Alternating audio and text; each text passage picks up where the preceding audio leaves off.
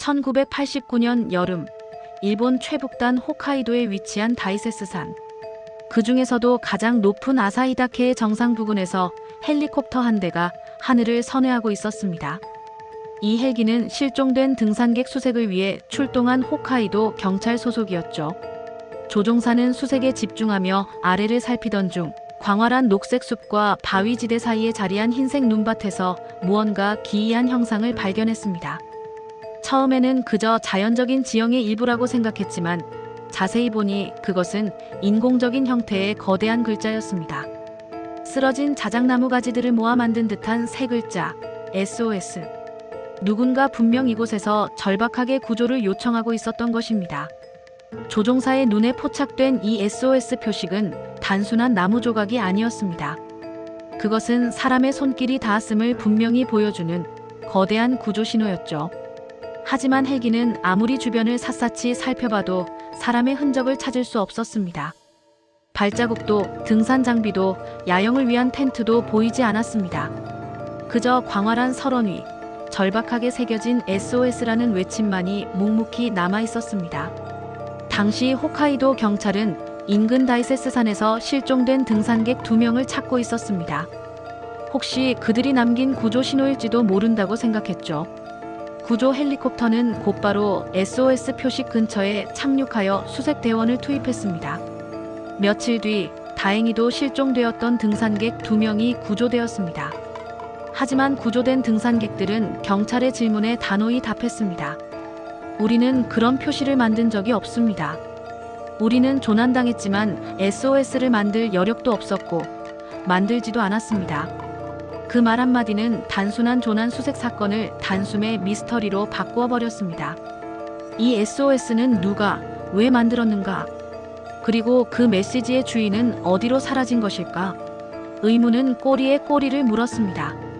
경찰은 구조된 등산객들의 진술에 당황했지만 혹시 또 다른 조난자가 있을 수 있다는 판단하에 헬기를 다시 띄워 SOS 표식 주변을 정밀 수색했습니다. 드넓은 아사히다케의 자연 속에서 헬리콥터는 표식에서 그리 멀지 않은 곳에서 작은 회색 가방 하나를 발견했습니다. 가방 안에는 몇 개의 카세트 테이프, 휴대용 라디오, 그리고 비누와 칫솔, 치약 등 간단한 세면 도구가 들어있는 비닐 파우치, 그리고 낡은 테이프 레코더가 있었습니다. 마치 누군가 잠시 자리를 비운 듯한 모습이었죠.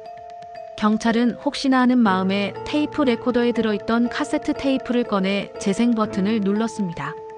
녹음된 소리를 듣는 순간 현장에 있던 모든 이들은 숨을 죽였습니다. 테이프에서 흘러나온 것은 메아리 치는 듯한 거친 숨소리와 함께 절박함이 묻어나는 남성의 목소리였습니다.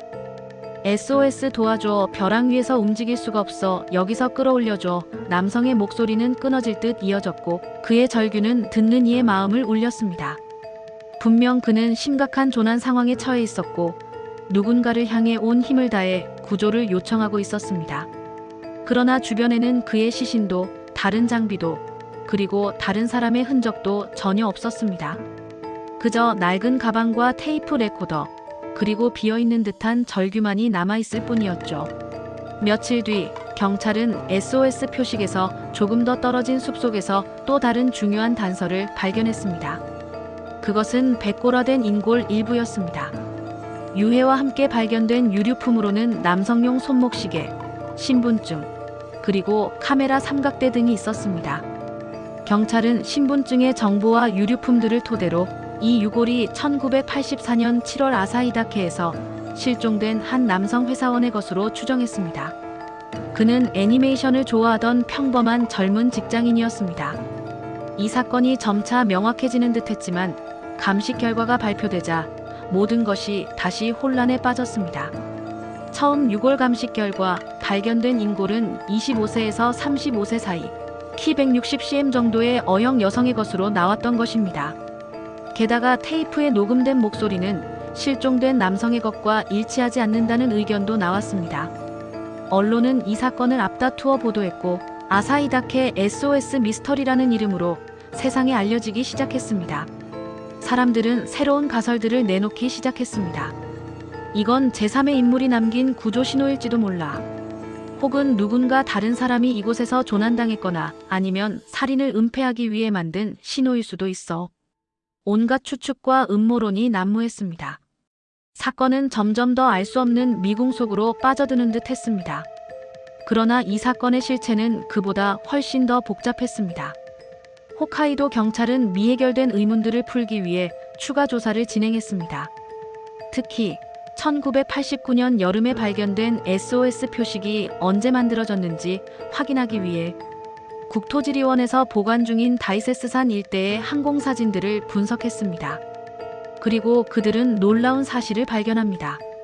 그 거대한 SOS 표식은 1987년에 찍힌 항공사진에도 이미 존재하고 있었던 것입니다.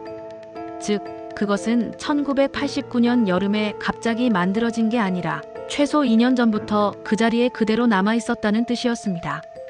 이 사실은 사건의 발생 시점에 대한 기존의 가설들을 완전히 뒤집어 놓았습니다. 1989년 발견된 등산객의 조난 신호도, 심지어 당시 울려 퍼진 테이프 속 외침도 지금 눈앞에 SOS를 만든 시점과는 다른 이야기일 수 있다는 가능성이 제기되었습니다. 결국 경찰은 이 모든 상황을 종합하여 다시 대규모 수색을 진행했습니다. 이 과정에서 추가로 발견된 인골과 신분증, 그리고 다른 유류품들은 모두 1984년 7월에 실종된 아이치현의 한 남성, 회사원 한 명의 것으로 최종 판명되었습니다. 당시 그가 입고 있던 옷, 신발, 그리고 근처에서 발견된 부적까지 모든 유류품들이 그 남성의 것과 일치했습니다. 초기 감식 결과가 오류였던 겁니다. 유골은 여성의 것이 아니라 남성의 것이었고 DNA 불일치나 제3의 인물과 관련된 증거는 없었던 것입니다. 미스터리했던 여성 유골이라는 부분은 단순히 감식 과정의 착오로 밝혀진 셈이었습니다. 그렇다면 그는 왜 그토록 절박한 SOS를 남긴 걸까요? 그리고 왜 그의 구조 신호는 그토록 오랫동안 발견되지 못했을까요? 그 답은 바로 다이세스산의 험난한 지형 속에 숨어 있었습니다. 당시 실종된 남성은 하산 도중 금고바위라 불리는 거대한 바위를 길잡이로 삼았다고 합니다. 그러나 그 근처에는 이 바위와 똑같이 생긴 가짜 금고바위가 있었습니다. 문제는 바로 거기서 시작됐습니다. 많은 초행 등산객들이 이 가짜 금고바위를 진짜로 착각해 내려가다가 길을 잃는 경우가 빈번했습니다. 그 아래는 사람 키보다 훨씬 높게 자라난 빽빽한 조리대 숲과 발을 헛디디면 끝장인 급경사 절벽이 기다리고 있었습니다. 한번 이 길로 들어서면 위로는 다시 올라갈 수 없고 아래로는 절벽이 기다리는 그야말로 도간에 든 쥐 신세가 되는 구조였습니다. 마치 자연이 만들어 놓은 거대한 함정 같았습니다. 그가 만든 SOS는 바로 그 절망의 현장에서 살기 위한 마지막 몸부림으로 만들어졌던 것입니다. 그는 쓰러진 자작나무를 하나하나 찾아내 그것을 옮기고 배치하며 거대한 글자를 만들었을 겁니다. 하늘을 나는 헬리콥터에서라도 자신의 존재를 알아봐 주기를 바라며 온 힘을 다해 새긴 구조 신호였을 것입니다. 그는 아마 멀리서 들려오는 헬기의 소리를 듣고 희미한 희망을 품은 채 테이프 레코더에 자신의 절규를 녹음했을 겁니다. 여기야, 나를 끌어올려줘 라고 외치면서 말이죠. 하지만 구조대는 그가 있던 정확한 위치를 찾지 못했습니다. 그의 간절한 외침은 헬리콥터의 엔진 소리에 묻히고 무성한 나무와 험준한 지형에 가려져 세상에 닿지 못했습니다. 결국 그의 시신은 수년이 지난 뒤에야 발견되었습니다. 그가 1984년에 만들었던 SOS 표식은 그 오랜 세월 동안 눈과 바람에 덮여 있었다가 1989년 여름 우연히 다른 조난자를 수색하던 헬리콥터 조종사의 눈에 띄어 세상에 드러났던 것입니다. 그리고 그의 테이프는 뒤늦게 발견되어 그의 마지막 순간을 생생하게 전달했습니다. 1990년 2월 일본 경찰은 공식적으로 이 사건에 대한 수사 결과를 발표했습니다. 발견된 모든 유골과 유류품은 단 한 사람, 1984년 다이세스산에서 실종된 남성의 것이다. 초기 감식 결과는 오류였으며 제3의 인물이나 여성은 존재하지 않는다. 사건의 결론은 단독 조난 사건으로 마무리되었습니다. 그러나 이미 세상은 이 이야기를 미스터리 사건으로 기억하고 있었습니다. 언론의 자극적인 보도와 사람들의 입을 거치면서 사건은 본래의 진실과는 다른 방향으로 흘러갔습니다. 한국에서는 이후 여러 방송과 온라인 커뮤니티에서 이 사건이 의문의 목소리 사건, 제3의 남자 미스터리, 심지어 미스터리한 여성 유골 사건으로 재구성되어 소개되기도 했습니다. 하지만 사실 대부분은 과장과 오역이 더 씌워진 허구에 가까웠습니다. 특히 DNA 감식이 불일치했다는 이야기가 널리 퍼졌지만 당시 1989년 일본의 수사기술로는 DNA 감식이 사용되지 않았습니다. 즉, 불일치 DNA나 여성 유골이라는 이야기는 전부 사실이 아니었던 겁니다.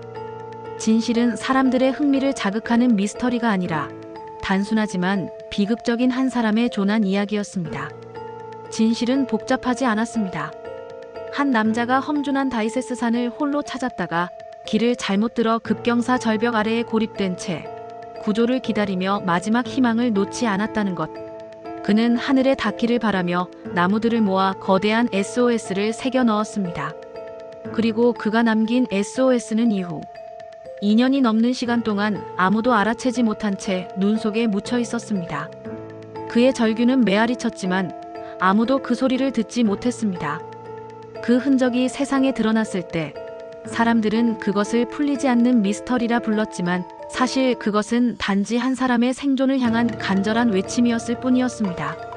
그의 마지막 외침은 오랜 시간이 지나서야 세상에 닿았지만 결국 그를 구원하지는 못했습니다. 눈 덮인 산 위에 새겨진 세 글자 SOS.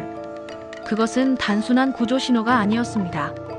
그것은 누군가의 마지막 용기이자 살고자 하는 강렬한 의지, 그리고 세상에 닿지 못한 절규였습니다. 아사히 다케에 새겨진 그 SOS는 오늘날까지도 자연의 웅장함과 인간의 나약함, 그리고 한 사람의 비극적인 마지막을 침묵 속에 증언하고 있습니다.